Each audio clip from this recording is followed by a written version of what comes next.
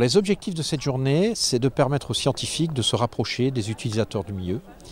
Les pêcheurs plaisanciers sont des observateurs du milieu tous les jours. Ils ont des informations extrêmement précieuses, peut-être même qu'ils ne connaissent pas, puisque en fait ils observent tous les jours.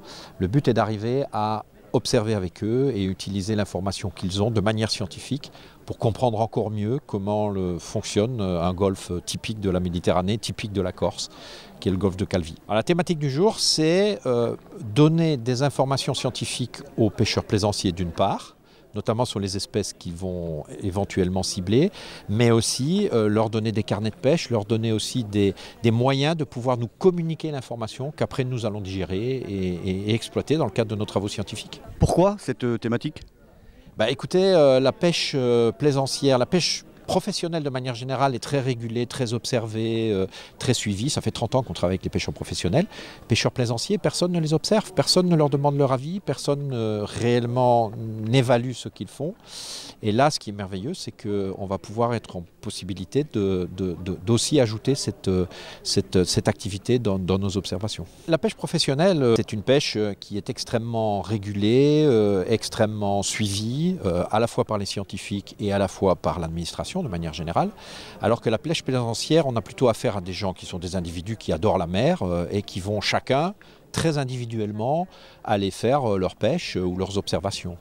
Et donc autant la pêche de loisirs est difficile à appréhender dans ses actions, autant la pêche professionnelle est quand même très connue aujourd'hui. Alors écoutez, on va commencer par une matinée assez dense avec des présentations qui vont s'enchaîner afin de présenter les travaux que nous effectuons à la station, mais également des petits cours sur la biologie et écologie de certaines espèces. Et puis ensuite, on leur donnera des conseils pour ceux qui le souhaitent, avoir une pêche qui soit la plus durable et responsable. Et on leur proposera également de collaborer avec nous afin qu'on puisse suivre leur activité de pêche récréative, ce qui nous servira dans le cadre de nos études à la station. Alors, que proposez-vous dans vos ateliers ? Alors on va proposer des cours sur 2 espèces qui sont ciblées, et ça a d'ailleurs été à la demande de certains pêcheurs plaisanciers avec qui on travaille déjà, donc le calamar rouge et le danti. Et puis on va leur expliquer ensuite des conseils pour avoir des éco-gestes pour la pêche récréative, mais aussi leur donner des outils tels que des bâtons de mesure ou des plombs de relâche pour qu'ils puissent nous envoyer des photos de leur prise, mais aussi relâcher les poissons quand il y en a besoin dans de bonnes conditions. Lorsque vous dites que avec certains pêcheurs plaisanciers vous travaillez déjà, qu'est-ce que vous voulez dire par là ? On est déjà en collaboration avec les 2 associations de pêcheurs récréatifs de Calvi, Ibatel et Île Rousse à Pire. D'ailleurs, c'est à leur initiative au départ qu'a commencé ce travail.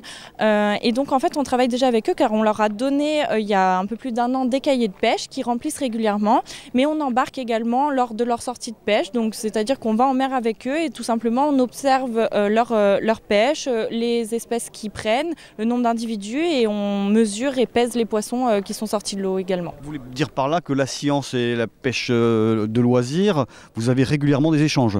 Voilà, on a régulièrement des échanges et on aimerait perpétuer et même amplifier ces échanges-là. C'est pour ça qu'on organise la journée aujourd'hui avec des pêcheurs qui viennent aussi d'ailleurs, pas que de ces associations-là.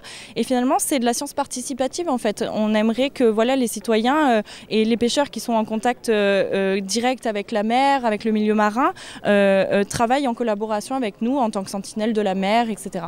L'initiative d'aujourd'hui vraiment est très intéressante. C'est pour ça qu'on s'est déplacé en nombre à la Pire. Je pense que c'est une très très bonne chose que la Star Réseau organise cette manifestation, ce débat. C'est vrai que nous sommes pêcheurs mais aussi, plaisanciers mais aussi pêcheurs. Et donc aujourd'hui nous sommes particulièrement intéressés par cette journée de découverte. Qu'est-ce qui vous intéresse ? Tout. J'ai vu le programme, c'est très intéressant, ça concerne la pêche. Alors nous sommes venus, il y a beaucoup plus de pêcheurs en ce moment ici aujourd'hui peut-être que de plaisanciers. C'est surtout le côté pêche qui nous intéresse aujourd'hui. Et nous espérons que les professionnels, les scientifiques vont répondre à nos questions.